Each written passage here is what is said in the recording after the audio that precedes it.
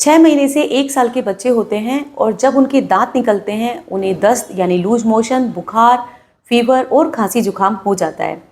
As a parents आप काफ़ी परेशान हो जाते हैं क्योंकि बच्चे इस कंडीशन में काफ़ी पतले दुबले हो जाते हैं और खाना खाने की रुचि उनकी नहीं होती है। Hello, I am doctor Neetu. I have 20 years of experience और हमारे सभी सोशल मीडिया प्लेटफॉर्म पे हम दांतों से संबंधित सभी जानकारियां आपको आपकी भाषा में देते हैं। तो आज का जो हमारा टॉपिक है काफ़ी आम है और काफ़ी खास है क्योंकि ये बच्चों से रिलेटेड है और ये हर बच्चा और हर पेरेंट्स इस फेज से गुजरता है। इस वीडियो में हम बताएंगे कि दांत जब निकलते हैं तो बच्चों को ये सारी प्रॉब्लम जैसे कि दस्त होना, बुखार होना, चिड़चिड़ापन होना क्यों होता है, उसकी क्या लक्षण है, क्या होम रेमेडी है और क्या सावधानियां आप बरतें जिससे कि आपके बच्चों की और उन बच्चों से जुड़े हुए आप पेरेंट्स की ये जर्नी काफ़ी आसान और सरल हो जाए।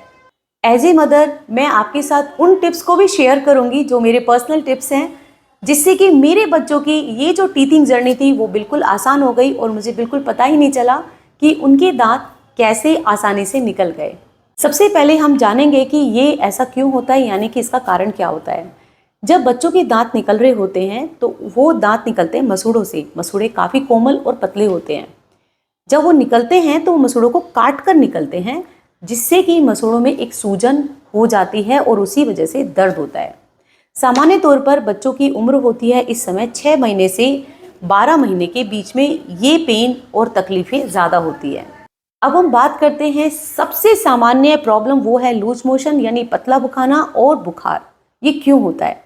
लूज मोशन तभी होता है जब बच्चों को इन्फेक्शन होता है, क्योंकि जब दांत निकल रहे होते हैं तो बच्चा हर चीज़ को जो उसके आसपास अवेलेबल है, चाहे वो टॉय हो या घर का कोई सामान हो या उसके अपने हाथ और अपने पैर या अपने कपड़े, यानी कि उसके आसपास की कोई भी चीज़ को बच्चा मुंह के अंदर लेता है। मुंह के अंदर इसलिए लेता है क्योंकि मसूड़ों में एक दर्द हो रहा होता है और बच्चा उन चीज़ों को चबा के उसे रिलीफ मिलता है। वो सारी चीज़ें जब गंदी होती हैं यानी कि क्लीन नहीं होती हैं, अनहाइजीनिक होती हैं, बच्चे जब मुंह में लेते हैं और चबाते हैं उससे उनको इन्फेक्शन होता है और वो सीधा लूज मोशन करता है या फीवर हो जाता है। ऐसे केसेस में बहुत बार ये भी देखा जाता है बच्चों से थूक की मात्रा भी बढ़ जाती है, यानी कि लार या थूक या सलाइवा बच्चों के मुंह से अपने आप गिर रहा होता है। तो हम बात करेंगे कि हम ऐसा क्या करें जिससे कि बच्चों को ये सारी प्रॉब्लम्स नहीं हो। पहले हम सावधानियों के बारे में बात करते हैं।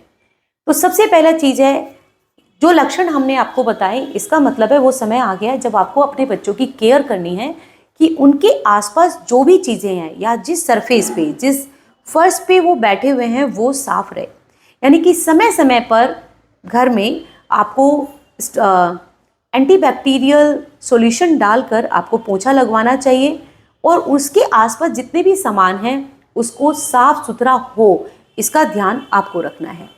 सेकंड, उन बच्चों के हाथ को और पैर को समय समय पर आप साफ करते रहें क्योंकि बच्चे अपने हाथ से अपने मसूड़ों को दबाते रहते हैं। समय समय पर उन बच्चों के कपड़े भी आप बदलते रहें ताकि गंदे कपड़े जो लार गिरने से गंदे हो जाते हैं और बच्चे वापस मुंह में लेते हैं, ऐसी परेशानियां नहीं हो। तो ये आप समझ गए होंगे कि ये एक मिथ है कि जब भी बच्चे का दांत निकलेगा तो उसे लूज मोशन यानी कि दस्त होंगे ही। अगर आपने सफाई मेंटेन किया तो बच्चों को दस्त कभी भी नहीं होंगे। अब हम बात करते हैं उन टिप्स की जिससे कि ये जर्नी आप ज़्यादा स्मूथ कर सकते हैं, क्योंकि बच्चा कुछ ना कुछ तो मुंह में लेना ही चाहता है क्योंकि उससे उसको आराम मिल रहा है। तो मार्केट में बहुत तरह के टीथर आते हैं, कुछ प्लास्टिक होते हैं, कुछ वुडन होते हैं जो अच्छी क्वालिटी के होते हैं। उनके लिंक हम अपने वीडियो में के डिस्क्रिप्शन में शेयर करेंगे, आप उनको चाहिए तो परचेज कर सकते हैं। वो टीथर को भी आपको समय समय पर धोना है ताकि वो भी गंदे ना हो और बच्चे उन्हें आसानी से मुंह में लेके अपने मसूड़ों का दर्द को रिलीव कर सकें। इस जर्नी में बहुत बार डॉक्टर्स सलाह देते हैं कि विटामिन डी और कैल्शियम सप्लीमेंट्स उनको दिए जाएं, तो वो आप भी दे सकते हैं। वेरी इंपॉर्टेंट, मसूड़ों की मालिश। मसूड़ों की मालिश आप कैसे करेंगे? या तो आप अपनी फिंगर को अच्छे से वॉश करेंगे यानी कि धो लेंगे साबुन से और हल्के हाथों से मसूड़ों को दबाएंगे जहां दांत निकल रहे हैं। दांत कहाँ निकल रहे हैं वो आप देख के पता कर सकते हैं क्योंकि मसूड़े वहाँ पे हल्के लाल रंग के और फूले हुए हो जाते हैं। मसूड़ों को दबाने से बच्चों को काफ़ी आराम मिलता है। या तो आप फिंगर से कर सकते हैं या किसी कॉटन कपड़ा जो कि बिल्कुल साफ सुथरा हो, उसको भी आप अपने हाथ में लपेट के बच्चों के मसूड़ों की मालिश करेंगे, पर वो कॉटन कपड़ा गीला होना चाहिए। मेरे पर्सनल टिप्स अब मैं आपके साथ शेयर करती हूँ। हम जब भी बच्चों को मालिश करना चाहते हैं, अगर वो थोड़ा ठंडा होता है तो बच्चों को आराम ज़्यादा मिलता है। तो ऐसे केस में आप कोई भी साफ सुथरा कॉटन कपड़ा फ्रीज़र के अंदर रख सकते हैं। जब वो बहुत ठंडा हो जाता है तो उसको अपने हाथ में लपेट करके बच्चों के मसूड़ों को दबाने से उन्हें काफ़ी आराम होगा। सेकंड टिप होता है हमारा, बच्चे अगर बॉटल से दूध पीते हैं तो बॉटल में थोड़ा सा दूध रहने दें और उसे उल्टा करके आप फ्रीज़र में उसको रख दें। वो दूध थोड़ा ठंडा जब हो जाता है फ्रीज़र में रखने से, और फिर आप उसको बच्चे को दीजिए।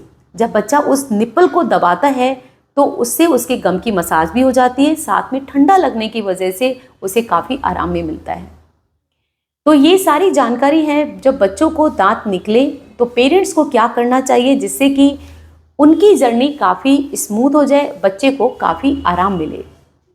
Thank you so much.